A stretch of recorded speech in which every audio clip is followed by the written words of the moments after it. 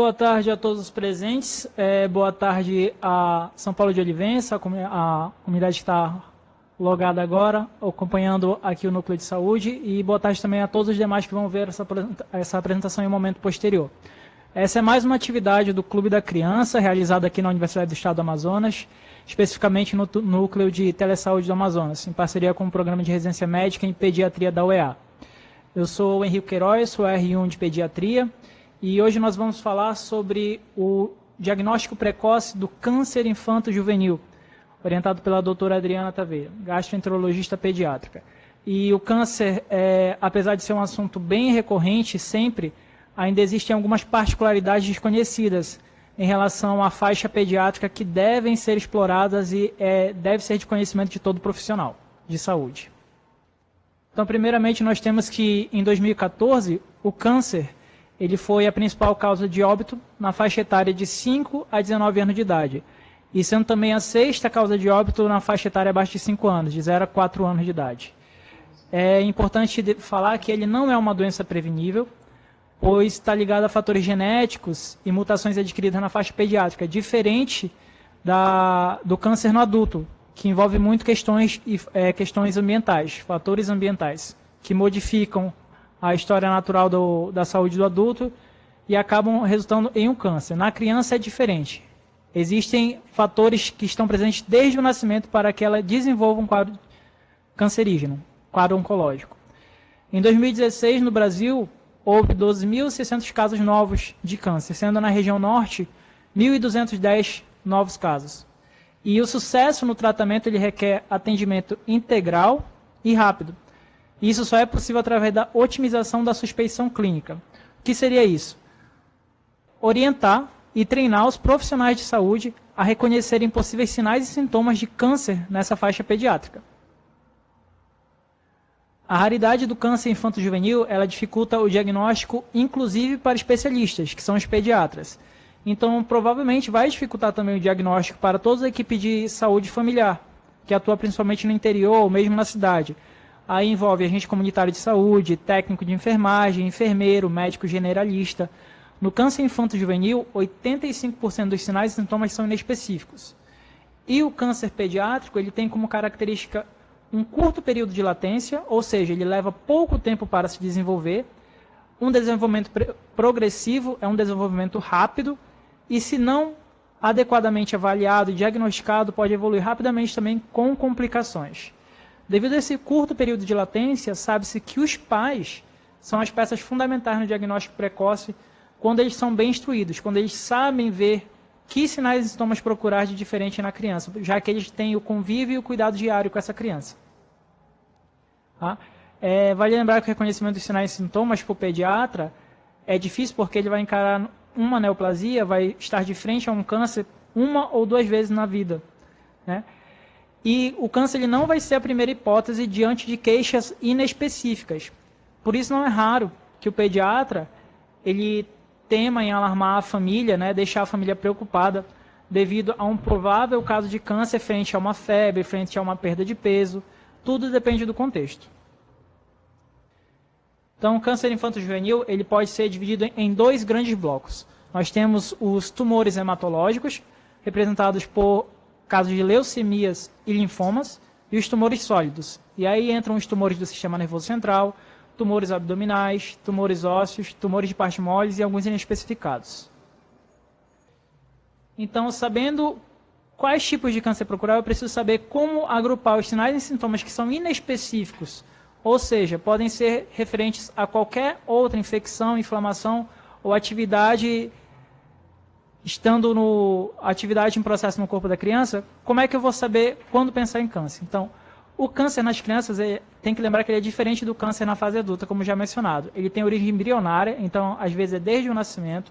Eles são mais agressivos e rapidamente progressivos, né?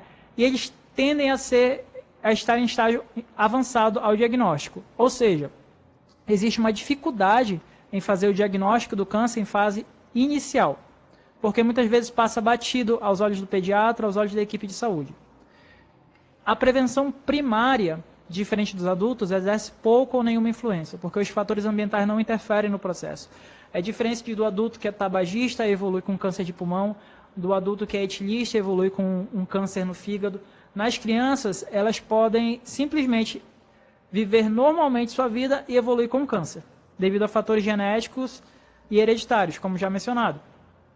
Então, a prevenção real, a prevenção efetiva, ela está no nível secundário, com o potencial de melhorar o prognóstico do paciente quando ele recebe o diagnóstico de câncer, precoce, de preferência.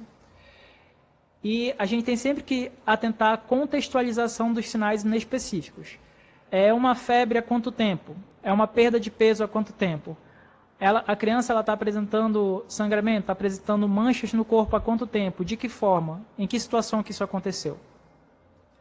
O diagnóstico precoce, ele melhora o prognóstico do paciente ao garantir o tratamento adequado desse paciente quando preciso.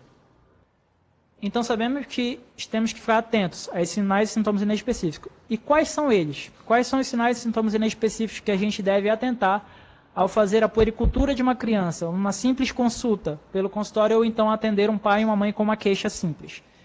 Primeiro nós temos a febre.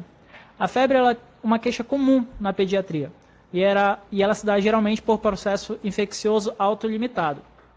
Eu devo pensar em febre como sinal inespecífico de câncer quando essa febre for de caráter persistente, quando ela tiver origem indeterminada, ou seja, ao exame físico não achou-se nenhum sinal, nenhum foco infeccioso ou foco inflamatório, e ele tenha principalmente duração superior a 8 dias.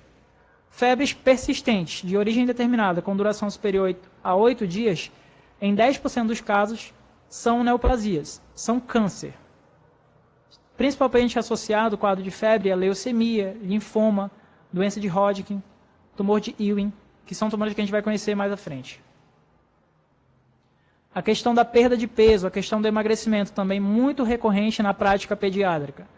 Nós devemos ficar em alerta no emagrecimento quando no gráfico da caderneta, aquela linha marcada no gráfico começa a tornar-se horizontal ou descendente. Sabe-se que o câncer ele deixa o paciente em um estado catabólico, em que ele sempre demanda maior energia. Isso pode resultar em uma perda de peso ou uma desnutrição já pré-existente.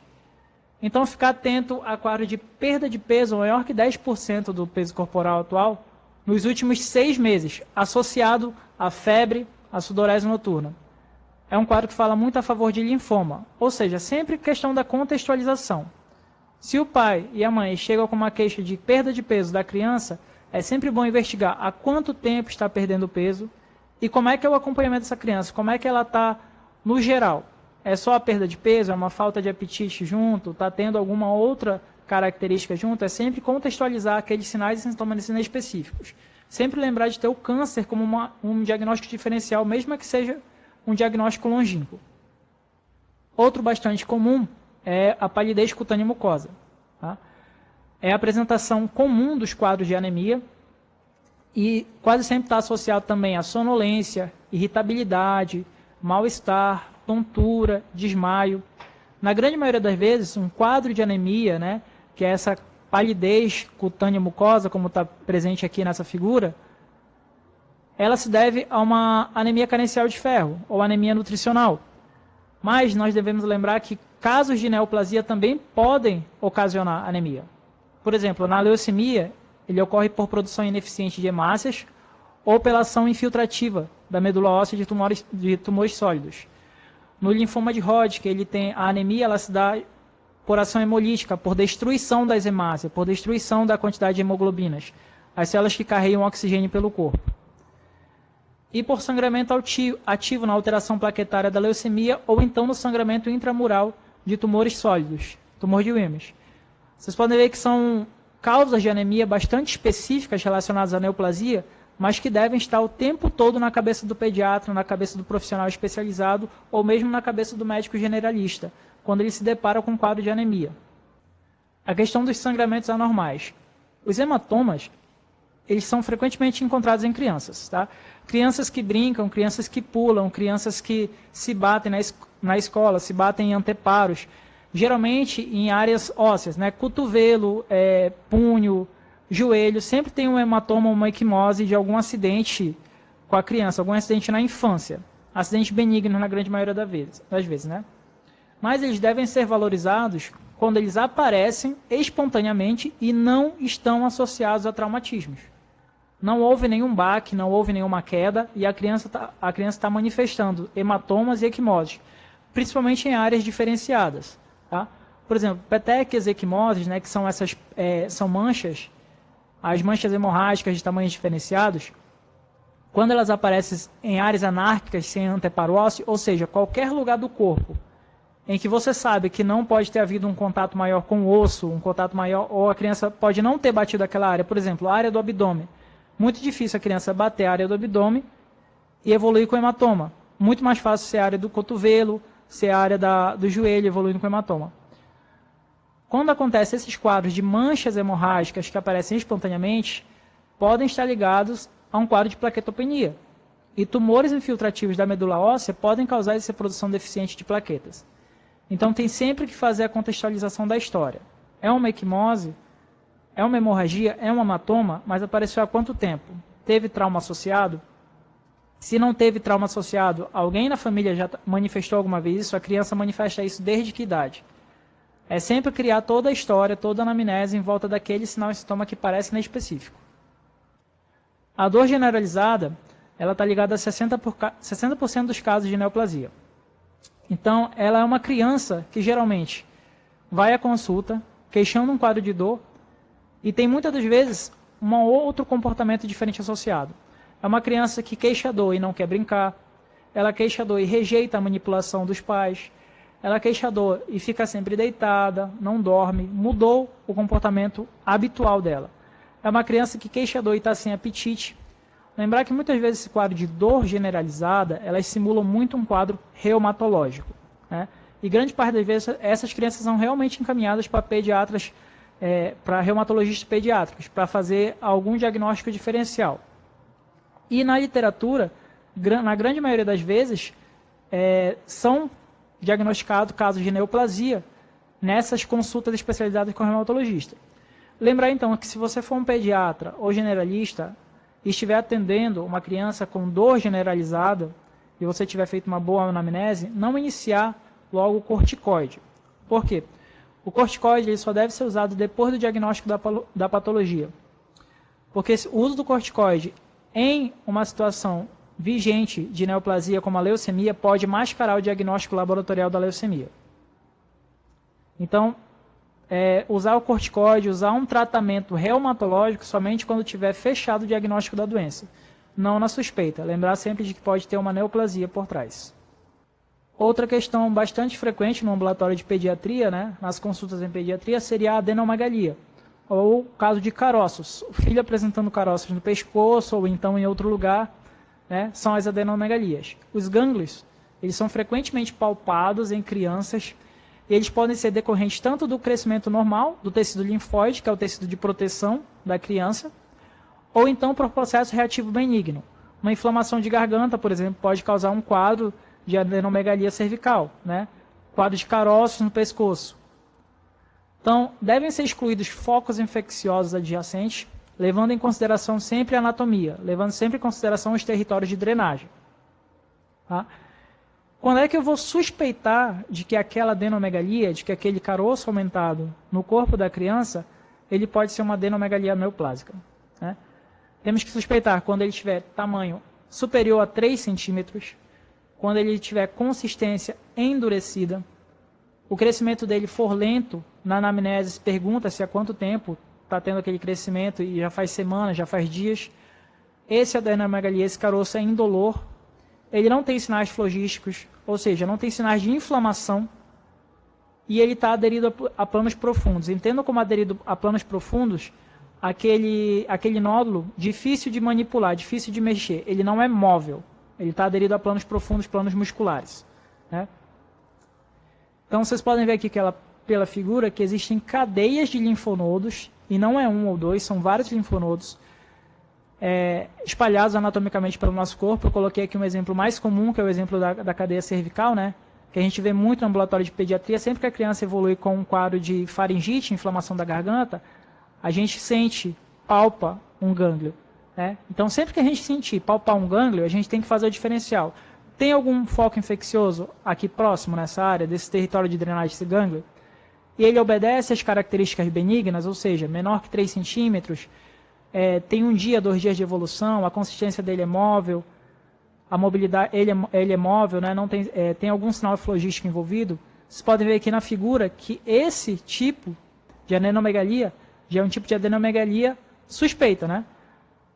Dá para ver pela foto que tem com certeza mais que 3 centímetros. Então, daí, você já parte para a sua suspeita e já faz uma anamnese melhor dirigida para um quadro de neoplasia. O profissional de saúde ele também tem que lembrar que existem populações de risco, que elas estão mais suscetíveis a casos de neoplasia na faixa pediátrica. Tá? São as crianças portadoras de malformações e aquelas portadoras de síndromes clínicas. Tem um maior risco de desenvolvimento de neoplasia e algumas dessas são mais frequentemente associadas a síndromes específicas.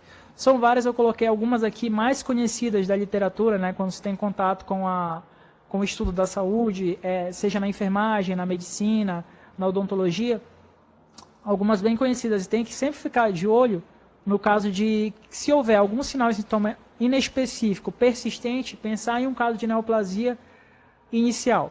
São elas, por exemplo, a síndrome de Down, síndrome de Klinefelter, uma criança que apresenta anomalias do trato genital masculino, que são malformações, Peutz-Jeghers, né, que é uma síndrome reumatológica, o próprio retinoblastoma, que pode estar associado a outras neoplasias, e casos de polipose adenomatosa familiar.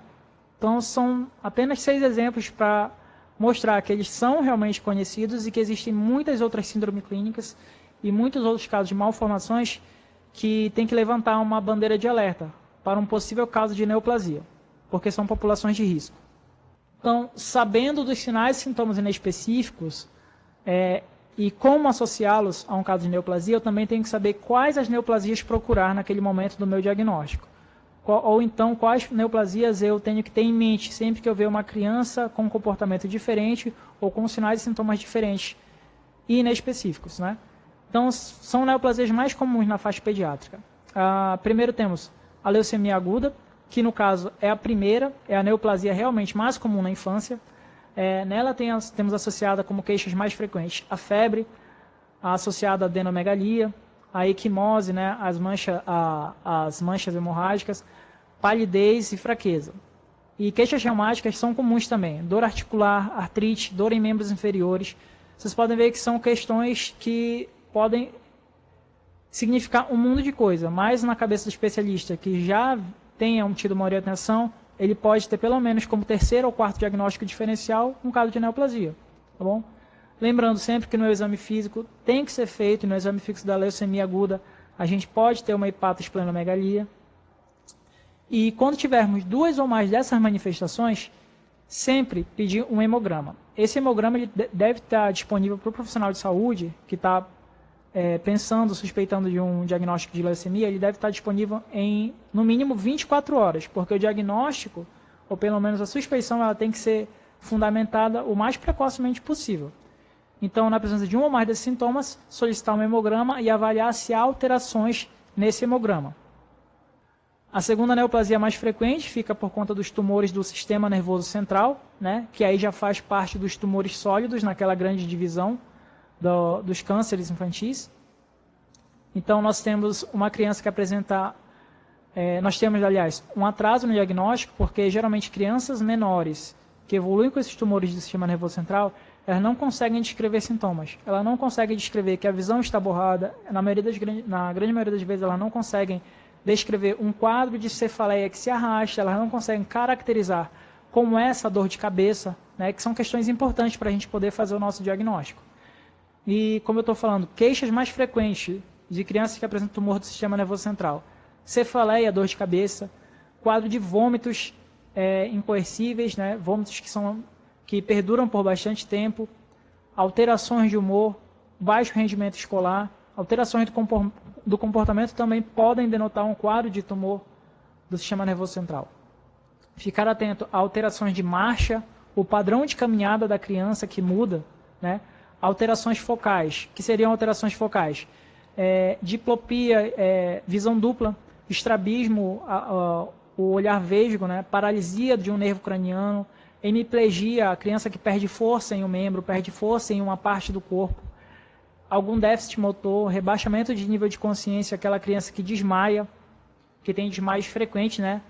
Associados a todos esses outros sinais e sintomas que parecem inespecíficos, e você consegue criar um emaranhado de sinais semiológicos capazes de te dar pelo menos um andamento. Será que isso é um tumor? Será que isso é uma neoplasia? Será que há algum processo maligno vigente na criança que vem a essa consulta, né? E é sempre importante, nesses casos, a neuroimagem, né? Eu coloquei aqui duas figuras para chamar a atenção desse slide, que essa criança, ela apresenta um sinal que nós já falamos, que é um sintoma inespecífico, que seria a equimose periorbitária. Essa criança, ela tem um diagnóstico de neuroblastoma, ou seja, é um tumor do sistema nervoso central e ela está apresentando uma manifestação inespecífica. Ela está apresentando equimose. E só quem pode enxergar, digamos assim, aquele tumor presente no sistema nervoso central são exames de imagem. O exame físico, ele não, na grande maioria das vezes, ele não vai nos dizer nada em relação a isso, ele vai nos dar pistas, mas quem fecha o diagnóstico é a neuroimagem. E essa aqui eu tenho uma ressonância magnética, que eu trouxe uma imagem aqui impossível de perder, né, a alteração de uma tumoração aqui em meio ao parênquima cerebral. Tá? Então é necessário que na consulta dessa criança ela seja indicada a um especialista e que ela faça exames de neuroimagem para poder fechar o diagnóstico. Nos quadros de linfomas, os linfomas eles são a terceira neoplasia mais frequente. Então temos leucemias, dos tumores hematológicos, os tumores do sistema nervoso central, dos tumores sólidos e novamente tumores hematológicos com linfomas. São a terceira neoplasia mais frequente. Então, a queixa principal aqui nesse caso é realmente a adenomegalia, né? E nesse caso, como eu já falei lá na parte dos sintomas e sinais inespecíficos, ela deve ser descartada qualquer causa infecciosa que possa estar causando aquele quadro de adenomegalia. Tá? Então, uma adenomegalia suspeita, novamente, tumores maiores que 3 centímetros, caroços maiores que 3 centímetros, né? Endurecidos, indolores, de crescimento lento, aderido em planos profundos. Tá? Nesses quadros, eles podem estar associados a febre, a alterações do exame físico, como hepatosplenomegalia, tá? E essa febre também, ela pode ser acompanhada de sorologias negativas, ou seja, eu estou aqui excluindo causas infecciosas e com algumas alterações no hemograma, tá? Que corroboram o meu diagnóstico, ou pelo menos a minha suspeita de um linfoma. Atentar principalmente para a localização dessas adenomegalias, né? Em região supraclavicular, em região inferior do pescoço, em região axilar e em região epitroclear, tem que ficar atento a casos de neoplasia, tá bom? Elas aumentam a chance de ser um processo neoplásico ocorrendo naquele momento. Como vocês podem ver nessa figura, nós temos ali uma adenomegalia, já pela foto suspeita, e nesse caso, né, o diagnóstico dessa criança é o linfoma de Hodgkin. Tá? Uma observação aqui, o tempo que se observa para o crescimento da adenomegalia, em que você acompanha aquela adenomegalia até dizer que é um crescimento rápido, são no mínimo 2 semanas. E 6 semanas para testar a persistência do infartamento ganglionar. Ou seja, há mais ou menos 1 mês e meio, se a criança continua com aquele quadro de adenomegalia, né, que permanece, não tem foco, teve um crescimento rápido e obedece a todas as questões da suspeita de malignidade, é bom encaminhá-la a um serviço especializado de oncologia para avaliar esse quadro. E não ficar esperando o retorno em 1 mês, em 2 meses, em 3 meses. Na questão das massas abdominais, geralmente a queixa é uma massa palpável, né, como uma das principais apresentações clínicas dos tumores sólidos. Essas massas geralmente são assintomáticas em crianças de 1 a 5 anos. E é dever, então, do pediatra, do médico generalista, realizar uma anamnese minuciosa e associar aquele quadro à idade da criança. Porque, por exemplo, em neonatos, né, em RNs, a principal neoplasia de tumores sólidos em relação a massas abdominais é o neuroblastoma. E na infância, fora dessa faixa neonatal, o principal tumor já é o tumor de Wilms, que é um tumor do trato geniturinário, tumor renal. Tá?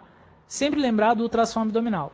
Se possível, realizar ele antes de encaminhar a criança para um serviço especializado, porque ele vai fazer o diagnóstico diferencial do que é aquela massa. Né? do que se trata aquela massa que eu consigo sentir, mas eu não consigo ver. Nesse caso, vocês podem ver aqui que é o método palpatório, né? Nós temos uma massa abdominal nessa criança aqui. Você pode inferir em diagnósticos, inclusive de neoplasia, mas você não consegue ver, certo? Então, eu sei que desse caso aqui, dessa foto, esse aqui essa criança foi diagnosticada com um tumor de Wilms, o tumor renal que eu citei, né? E claro, foi depois de exames de imagem que foi feito, depois de acompanhado em serviço de oncologia especializado. Lembrar também que a grande maioria das massas abdominais palpáveis, elas têm caráter benigno. Mas eu tenho sempre que lembrar do linfoma como diagnóstico diferencial dos tumores sólidos. Em relação aos tumores oculares, nós temos o retinoblastoma, né? Retinoblastoma, que é o tumor ocular mais frequente no primeiro ano de vida. Ele afeta crianças com idade média de 2 anos. E a sua ocorrência ela passa a ser rara a partir dos 6 anos de idade. São sinais suspeitos da criança que possa apresentar um retinoblastoma, um tumor ocular. A leucocoria, que é a mancha branca, e o estrabismo, aquele olhar vesgo, em geral unilateral. Então tem duas figuras aqui, e tem bastante exemplos, inclusive na internet, em campanhas de conscientização, né, sobre o teste do olhinho, em que nós podemos ver aqui um quadro de leucocoria. Esse aqui é o olho afetado. Existe uma grande confusão em relação ao teste do reflexo vermelho, né, em que os pais perguntam se o olho vermelho é aquele alterado. Na verdade, o olho vermelho é o normal. O olho alterado é aquele que não tem o reflexo vermelho. Justamente por isso ele se chama teste do reflexo vermelho. Essa aqui é a leucocoria. E sempre questionar a questão de estrabismo na infância, né? Tem sempre que enviar essa criança, encaminhar ela para uma consulta com o especialista, que seria, no caso, o oftalmologista. Além disso, nós temos também quadros de irritação ocular, que podem estar sendo apresentados juntamente, alterações visuais, a dor de cabeça, quadro de vômito. Lembrar que criança que tem histórico familiar positivo para retinoblastoma, ou seja, pais, irmãos, parentes que tiveram retinoblastomas, devem ser avaliados o quanto antes possível por um oftalmologista. E esse oftalmologista deve, no mínimo, realizar um exame de fundoscopia, do exame de fundo de olho, para poder afastar a questão do tumor ocular, né?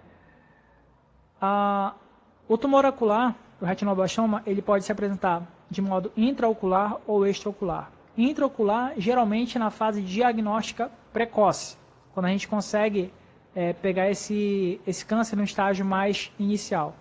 Câncer em estágio tardio, ou seja, que passou batido por um exame, ou mesmo que das crianças que tinham retinoblastoma ou nunca foram a uma consulta, ou foram a uma consulta e passou batido a questão do retinoblastoma, de que a criança apresentava alguma alteração visual ou só apresentava um estrabismo, eles geralmente apresentam em uma fase posterior do câncer uma apresentação extraocular, que seria um quadro parecido com esse aqui, tá? Ou seja, nesse quadro a criança já evolui com cegueira, perda desse olho, né?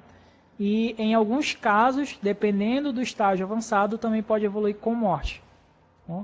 Então, lembrar que o oftalmologista é o profissional capaz de realizar a fundoscopia e exames complementares para o diagnóstico dos tumores oculares. Então, no caso de se houver alguma alteração nos olhos durante a puericultura, né, na dúvida, encaminhar para o oftalmologista. Se você não é capaz de fazer o exame necessário, se não tem os instrumentos diagnósticos, deixe na mão do especialista, que pelo menos vai ter uma contrarreferência, atestando se aquilo é ou não uma neoplasia.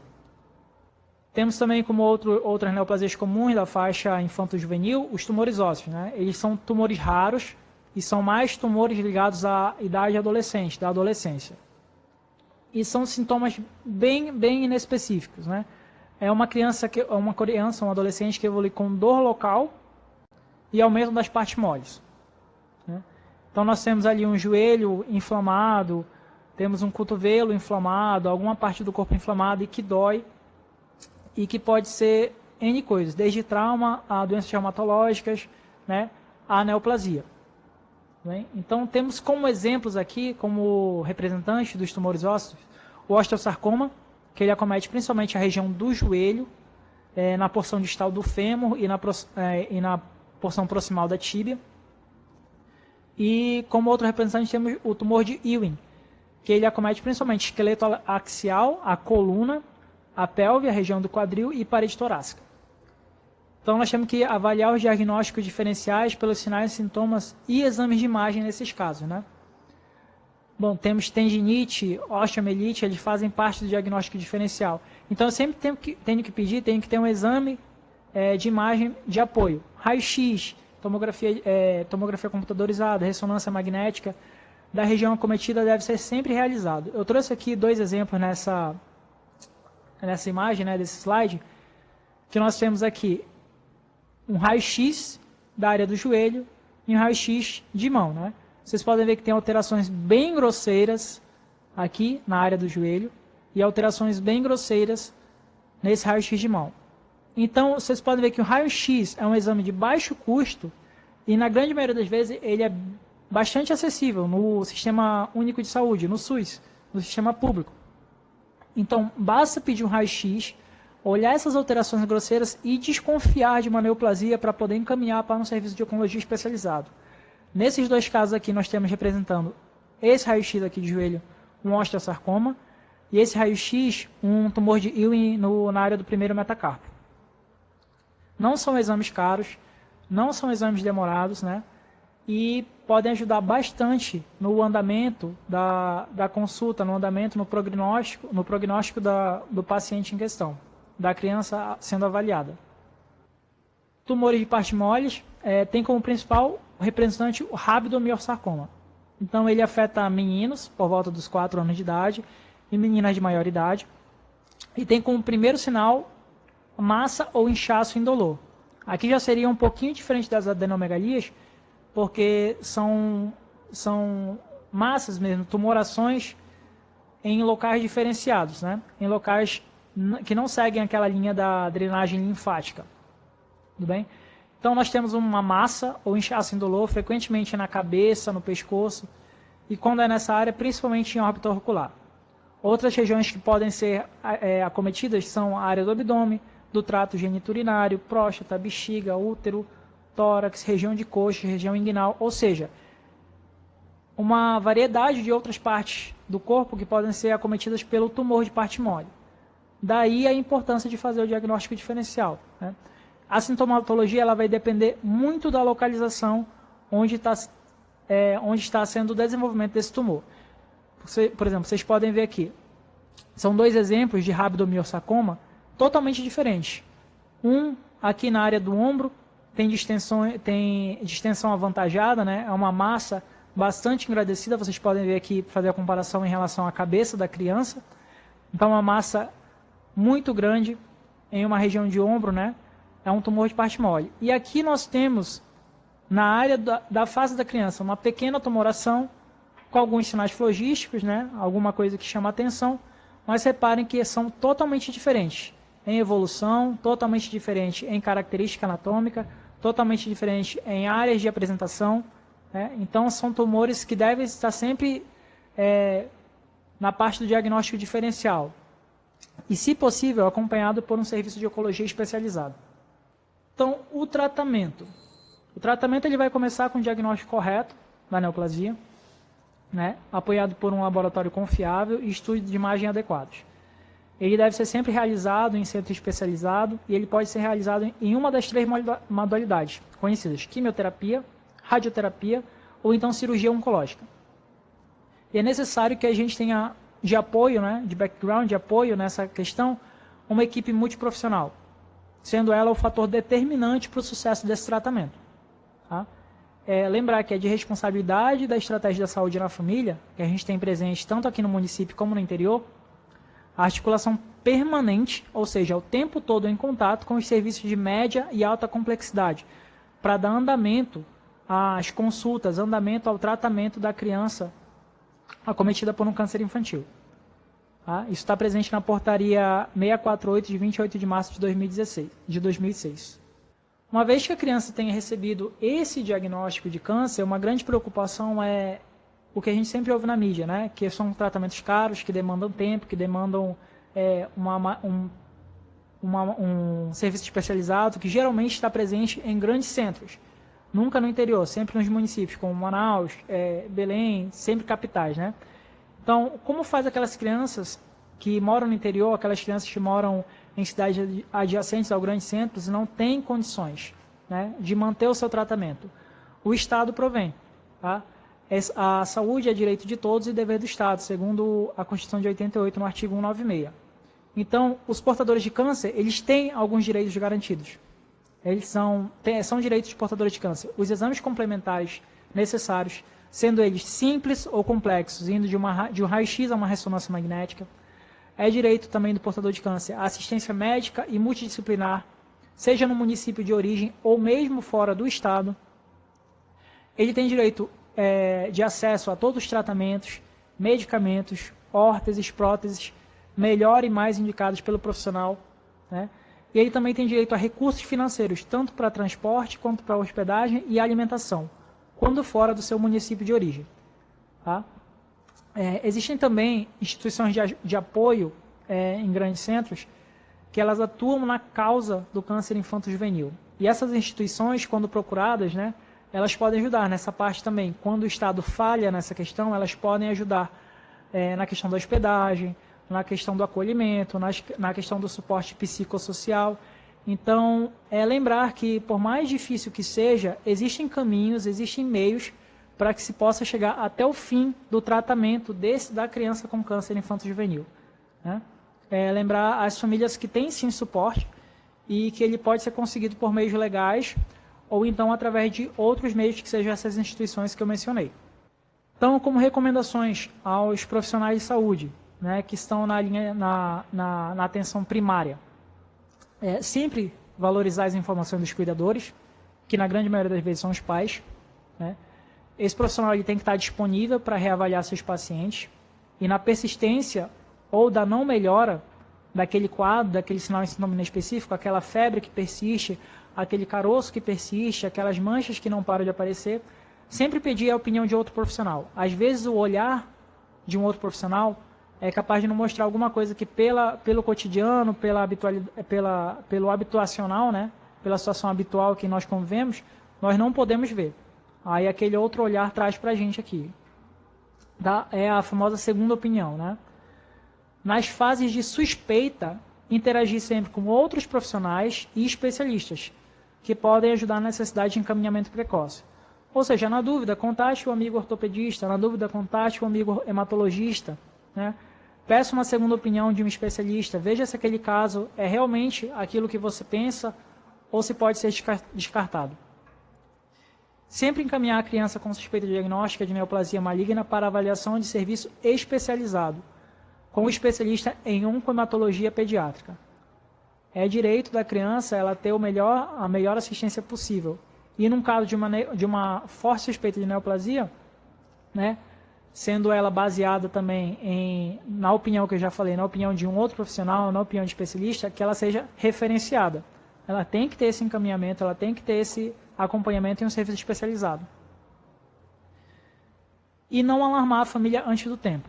Tá? Não é porque você viu um quadro parecido que possa lembrar um caso de neoplasia, que é o seu diagnóstico diferencial, que você vai falar. Isso pode ser uma faringite ou pode ser uma neoplasia. Isso pode ser uma púrpura ou pode ser uma neoplasia.